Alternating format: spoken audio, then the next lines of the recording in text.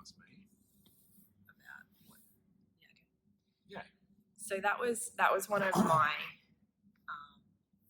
most fucked up PT sessions. I guess for you, like you came in, you know, totally different experience. You went into, you know, a male-dominated environment as a male, you know, quite fit. So I guess for you, like, what was your first experience of, you know, getting in the army and doing a PT session or an experience of some sort and thinking, oh wow. Yeah, sure. So I guess I'm not built like a runner, and I don't use it as an excuse, but it's definitely not beneficial.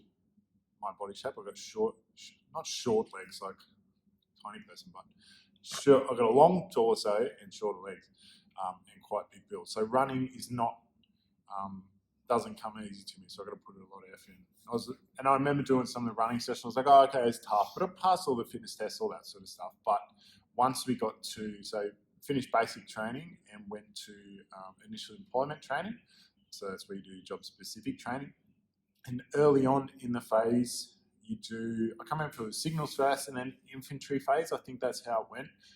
But the first part of the infantry phase was NBC training, so nuclear, biological, and chemical warfare training. And that's where you go and get gassed.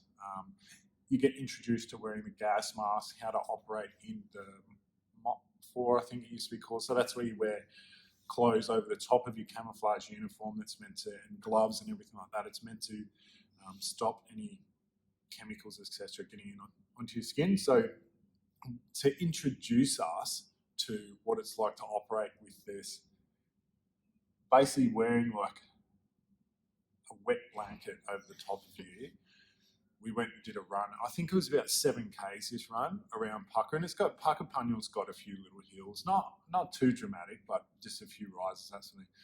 And yeah, and the PTO, he just took us for a run. We just went for a run. We were in a gas mask, and I remember that was fucked. That was, I don't know if I can swear or not, but that was so arduous. That was so taxing on the body, because when you breathe with this apparatus on, it is so restrictive. So if anyone's done scuba diving before, it's a similar concept to that. So you're not getting your full lung, lungfuls of air. So it's arduous and it's strenuous. So it's really, really laborious to inhale. So we were doing this 7K run, and for me, who's like not the best runner, I was like, all right, I'm in a world of fucking hurt here. It wasn't the enemy. I wasn't going to be stopping training in the military. I was like, all right, this is bloody tough.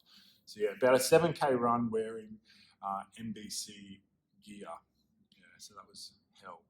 And obviously being not conditioned as a runner, yeah, how do you think you could better prepare yourself for stuff like that? And obviously that's a very niche experience that may not happen to everybody and may not happen all the time. It might be a once-off, but to make sure that you can at least just get to the end of those sessions, how do you believe you potentially could have been better conditioned for that? Just a little bit more running training. Like I said, there's nothing too out there scientific about it. It's just the fact of don't be too keen to practice your running with kit on. So, don't go and, if you're not a very good runner, don't go and put a gas mask on and a weight vest and go run to get better. Okay, the best thing you can do is just cut all that away and just become a good runner. So just, shirt, shorts and runners. Like just become a good runner and really, really efficient and understand your running ability before you go and add things like weight vests or gas masks and things like that, and boots, etc. Because, I learned that throughout my whole career. Just focus on the basics, be very good at the basics before you go add stuff.